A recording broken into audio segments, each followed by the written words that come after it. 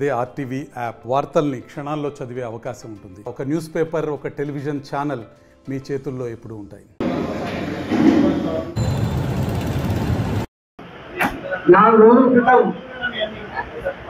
మాజీ municipal chairman Rangayya వాళ్ళ party ఆఫీస్లో ఒక ప్రెస్ మీట్ నిర్వహించడం జరిగింది.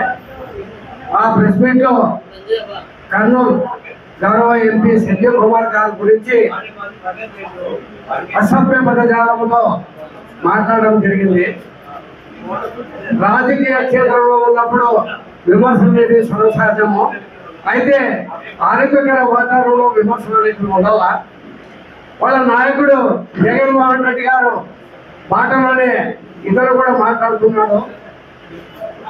సంజయ్ కుమార్ గారిని చిల్లర మల్లర మాటలు తిక్క మాటలు మాట్లాడితే నేలకు తెగ కోస్తానని చెప్పి ఆయన మాట్లాడడం జరిగింది. రంగయ్య, నువ్వు ఎంత పూట మొగడు మాకు తెలియదా? నేలకేసేంత కోసేంత మునగడు నువ్వు.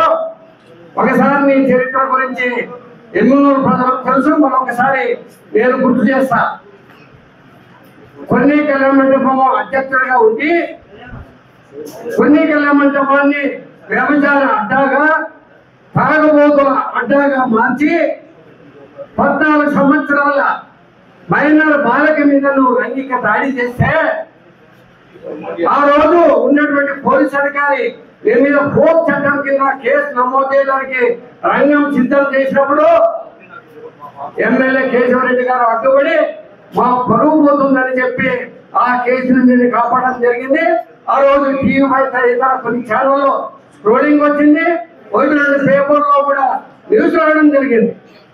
అదేవిధంగా నువ్వు మా చేనేతలు అంటున్నావు.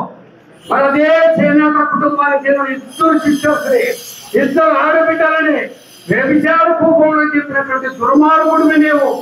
నీవా చేనేతల గురించి మాట్లాడేది? నీవా చేనేత పక్షపాతివి? మరి ఎందుకు ఆడుతున్నాము? అమ్మ చేనేత వాళ్ళ కూడా మీ వాడు ఛాలెంజ్ చేశాడు. సంజీవ్ కుమార్ ఏం చేశాడు, బుట్టరేణకమ్మ ఏం చేసిందన్నది మేము చేద్దాం.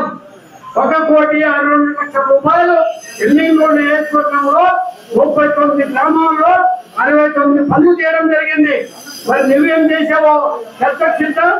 అదేవిధంగా పుట్టరంగాన్ని గురించి కూడా మన దేశ వీధిలో మన చేనేత వాళ్ళు చర్చకు మీరు సిద్ధమా? చర్చిస్తారా? నీవు ఎన్నికల్లో ఎంతమంది స్త్రీలతో అక్రమ సంబంధం పెట్టుకొని వాళ్ళకి డబ్బులు కట్టి సెటిల్మెంట్ చేసిన నీ బతుకు ఎన్నో ప్రజలు తెలుసయ్యా? అయ్యా, నీవు గౌరవ ఎంపీ గురించి నీవు నాలుగు వస్తానని చెప్పి మాట్లాడతావా? నీవెంత, నీ బతుకంత, నీ స్థాయి ఎంత, నీకేం అర్హత ఉందని ఆ స్థాయి నాయకుల గురించి మాట్లాడతావు.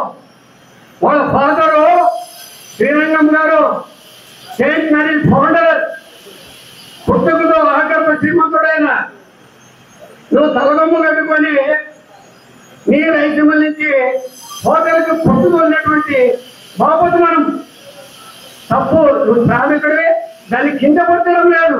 అయితే స్థాయి తెలుసుకోవాలి. స్థాయి తెలుసుకొని మాట్లాడమని అనుకున్నా. మరి నీ భార్య బుద్ధ శారదమ్మ గారు కురిని రాష్ట్ర ఫెడరేషన్ అధ్యక్షురాలు.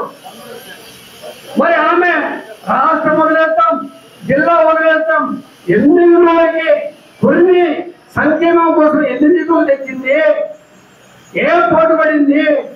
నెలకు 1,00,000 రూపాయలు జీతం తీసుకొని కొన్నికి ఏమైనా సాయం చేశారా మీరు మీ పార్టీ తరఫున? మరి సంజయ్ కుమార్ ఏం చేశామని అడుగుతున్నావు. మేము చెప్తాం. మరి నువ్వేం చేసావు? మీ భార్య ఏం చేసింది? మీ ఎమ్మెల్యే ఏం చేశావు? కాబట్టి మేము దయచేసి ఒకటి చెప్తున్నాం. ఏదైనా కానీ విమర్శగా ఉండాలి. కానీ నాలుకలో తలను నష్టం పెట్టి ఇక్కడ ఎవరు చూసుకోవాలని వాళ్ళు లేరు. అదేవిధంగా విశ్వనాథ్ రమేష్ ఆయన కౌన్సిలర్ 34 వాడు. ఆయన 2013లో మరిన్ని వీడియోస్ కోసం ఛానల్ ని సబ్స్క్రైబ్ చేయండి. లేటెస్ట్ అప్డేట్స్ కోసం వాట్సాప్ ఛానల్ ని ఫాలో చేయండి. అండ్ లింక్ డిస్క్రిప్షన్ లో ఉంది.